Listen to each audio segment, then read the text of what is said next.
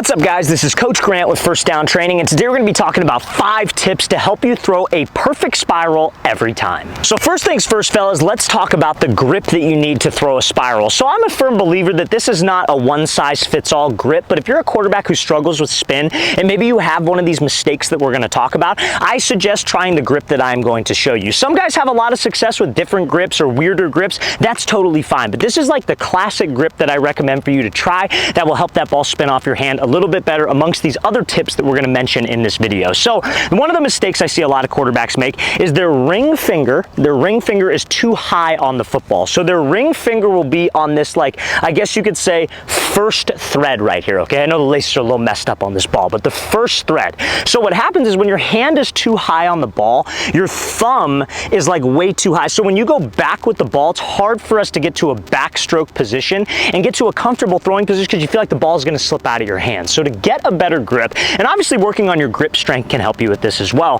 but to get a better grip on the ball, have more control as you go back with the ball, put that ring finger on the second thread and put this pinky finger on the 1, 2, 3, 4th lace, or the 4th thread, if you will, in this little groove right here. So if you're in this position, your thumb can be lower on the football. I guess you could say even with your middle finger. Like if there was no football here, you should be able to touch the two. It shouldn't be higher than your middle finger. It should be even with your middle finger. And if you have that type of classic grip, I think you'll be able to have more control as you go back with the ball. Won't feel like it's slipping out of your hands, which can lead ultimately to a better spiral. Now, fellas, before we get into these next 4 tips to help you throw a perfect spiral every time, if you're a QB or wide receiver watching this and you would like to train with myself and my staff of coaches this offseason, we're going to be traveling out to 15 different cities across the entire U.S. for 2-day-long QB and wide receiver training camps. So guys, if you would like to sign up, go to that very first link in the description below of this video. That's where you can get all the information. Our camps are structured a little bit different than the camps that you might be used to. A lot of these camps, they'll just take anybody and everybody. They have as many people out there as they can, and it's just let's go as fast as we can and get as many reps as possible. That's not what we do. That's not what we pride ourselves on.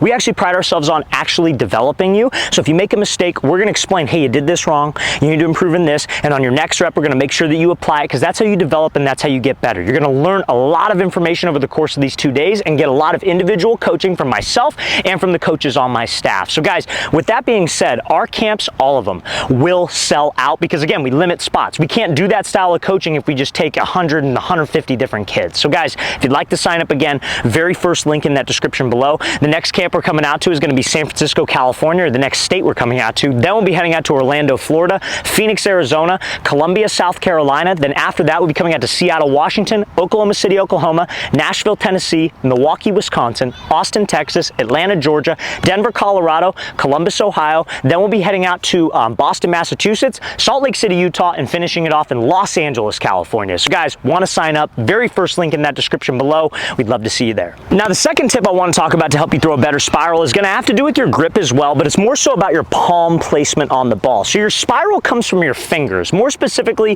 the index finger and the middle finger, and your thumb as well, and we'll talk about that a little bit more as this video progresses. But a lot of guys, what they do, especially if they have smaller hands or they're transitioning to a bigger ball, is they'll put their palm all over the ball to feel like they have more control. Now, I'm sure a lot of you have seen the video of Patrick Mahomes talking about how his palm is on the football. Again, Patrick Mahomes is the exception. He's not the rule. Most people can't throw the ball like Patrick Mahomes and aren't built like Patrick Mahomes, okay? So you can't necessarily take a guy like that and be like, okay, that's how I'm going to throw the ball.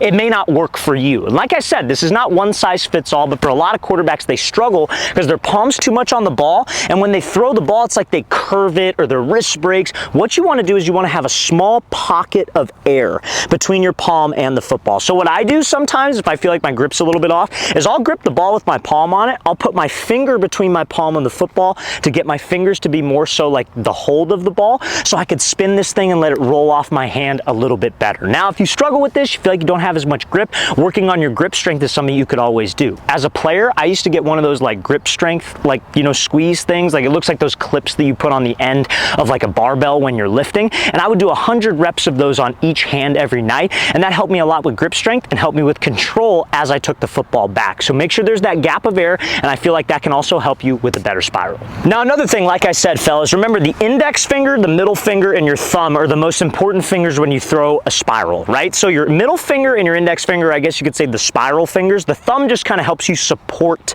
the motion, if you will, and have a better grip, right? So a lot of guys, something that they struggle struggle with is when they release the ball, the last fingers to touch the ball are like their ring finger and their pinky. And that's a lot of times why the ball maybe spins sideways, doesn't turn over on a deep ball. So an easy tip that you guys can do is try to apply a little bit more pressure with your index and your middle finger to the ball and your grip. You don't want to over grip it. You don't want to be squeezing as tight as you can, but these two fingers should apply a little bit more pressure. And if you apply a little bit more pressure with those, be very light with the ring finger and the middle finger, that could help those fingers be the last ones to touch the ball, and that can help you with a better spin. Because obviously your wrist flick is important, and we're going to talk about that next, but that will help you have those fingers be the last ones to touch to throw a more consistent ball. So fellas, now tip number 4 has to do with your wrist flick and something called extension. So obviously the wrist flick is important when you're throwing a spiral. Everybody will always say, every quarterback coach ever, when they have a kid who's not throwing a good spiral, they'll just be like, hey, flick your wrist a little bit more. But there's a little bit more to that. That's not necessarily bad advice, not necessarily wrong,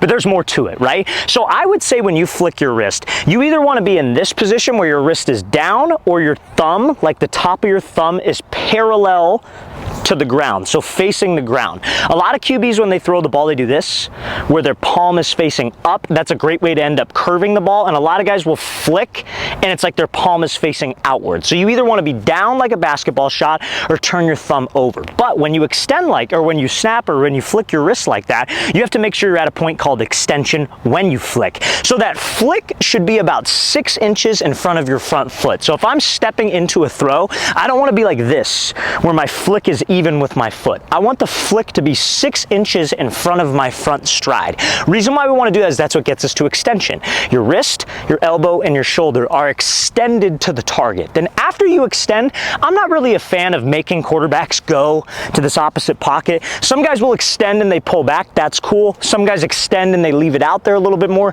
That's fine. As long as you get to that flick position and that extension position, I think that's a very easy way that you guys could throw a more consistent spiral. Now, tip number 5, fellas, has to do with your arm slot as a quarterback. And your arm slot being maybe a little bit lower can help you get to that extension point faster, which will help you get more rotations on the ball. So if you're a quarterback who maybe throws a spiral, but it's a weak spiral, it doesn't spin a lot, this can help you. So a lot of times, tale as old as time, so many quarterback coaches, older school guys, and even nowadays people will say, oh, you need to make sure that you have a high release. You got to throw it over the line, which, you know, it's not wrong. I just think that there's so many more efficient ways to do it. When you look at the top, because again, I'm not going to tell you to do things that's not the most efficient way, right? I'm a believer of like, hey, listen, that's not necessarily wrong coaching, having a high release, but there's a more efficient way to do it, because the quarterback position consistently evolves. Year after year, there's always new things, new ways to do it that might be more efficient, just like any other industry or any other position in any sports, right? So like, I'm assuming that's the same for soccer, that's the same for basketball.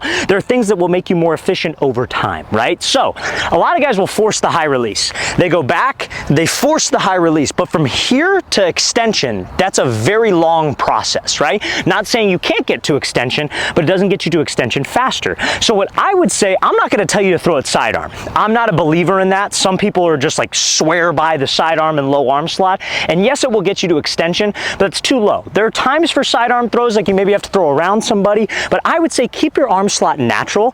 I'm more of a 3/4 type of guy, right? So this is like way high, that's 90, that's like 3/4, that's sidearm, right? So if you're here and your arm slot is lower, your extension point is faster than from being here to here. So if you guys are struggling with spin, maybe try to lower the arm slot a little bit, and that'll help you get to that wrist flick position a little bit better. A lot of quarterbacks that I've trained have seen a lot of success with that method when they are not spinning the balls properly. So when you're playing catch, working on your game, maybe focus on lowering the arm slot a little bit, not a ton, and that can help you throw a better spiral.